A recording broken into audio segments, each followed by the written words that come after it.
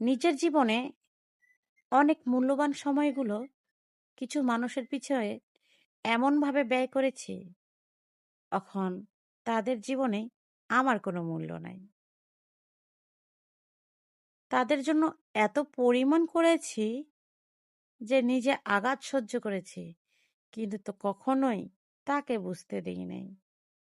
আর দিন শেষে আমি তাদের কাছে নাকি খারাপ, আর তারা সবাই আমাকে সুযোগে ব্যবহার করে গিয়ে এখন তারা হচ্ছে এক একজন পীর, মাওলানা, ফেরেশতা।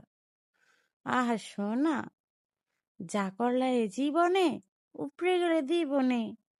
বোঝো নাই, আমি তো ভাই সরল সোজা ছিলাম, কিন্তু আমার আল্লাহ সে কিন্তু ন্যায় বিচারক।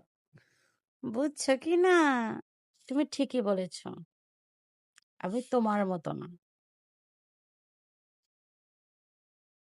আমি সত্য বইলা সম্পর্ক নষ্ট করি, তোমার মতো মিথ্যে বলে বিশ্বাস নষ্ট করি না।